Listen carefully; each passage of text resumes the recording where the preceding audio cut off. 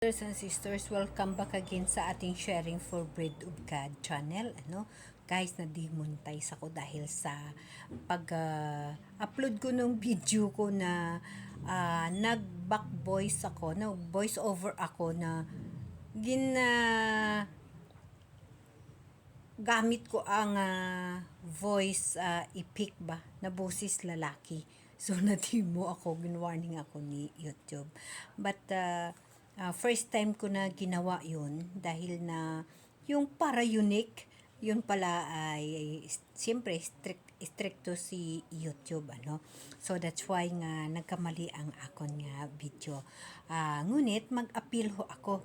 So ito, ginawa ko ng appeal kasi require sa akin ang 5 minutes na gagawin ko. Susundin ko kung anong instruction ni YouTube.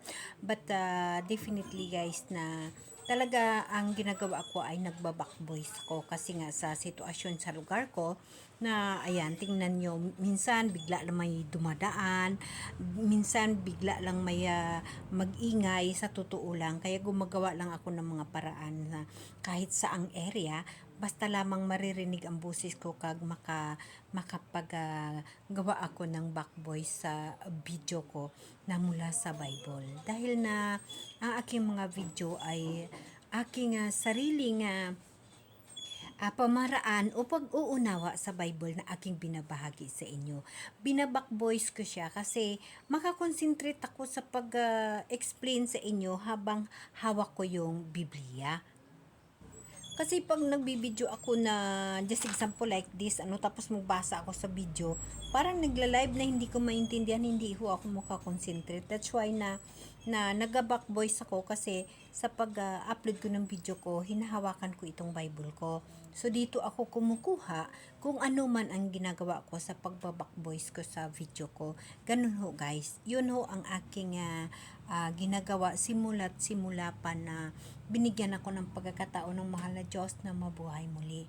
Sa dinami-daming trial sa buhay ko, sa dinami-dami na pangyayari sa buhay ko, that's why na nagsikap ako na magkaroon ng panahon na ma-share o maibahagi sa pagbibideo ko ang nasaksihan ko ang kabutihan ka mahal na Diyos. Mismo ang sariling eksperyensya ko sa kabuhi ko, ang katotohanan nga na-eksperyensyan ko sa kabuhi ko nga upod ko ang mahal na Diyos. So sa pamaraan na yon na makashare ako, makabahagi ako sa mga lahat na natutuhan ko sa pagsaksi ko sa kabutihan ng mahal na Diyos. Ginagawaan ko ng video ang araw-araw ko na buhay, ang mga naunawaan ko dito sa Bible. Dahil alam naman natin mga kapatid na lahat tayo, may kanya-kanya ho tayong buhay na ibinigay ang Diyos at may kanya-kanya ho tayong obligasyon. Ako napakaswerte ko dahil sa dinami-dami kong nakamtan mula sa mahal na Diyos ng mga mirakulo, mula sa paggaling ko, mula nung na-stroke ako, hanggang ngayon na gumaling ako, sa mga bagay na mga mirakulo na nanggaling sa mahal na Diyos sa buhay ko na lahat yon sa araw-araw na lahat na pagkabuhi ko ay ibinabahagi ko. Ang mga bagay na sinusunod ko kung ano ang gusto ng mahal na Diyos dahil gusto kong magtagumpay sa buhay. Dahil may pangarap ako mga kapatid na yes, tayong mga tao mga kapatid, alam nyo ba na kailangan natin pagsusumikapan na magtagumpay tayo sa laban natin sa buhay upang makasama natin ang mahal na Diyos, no? At makahanda tayo sa kanyang pagdating. Yes, mga kapatid. Kaya nga, ako, gusto ko lang ibabahagi sa inyo na dapat magbasa tayo ng Bible at unawain natin ito. Alam niyo ba na makahirap basahin? Ngunit pag humingi ka ng gabay mula sa Holy Spirit, sa mahal na Diyos, talaga mga kapatid, talagang panalo tayo palagi.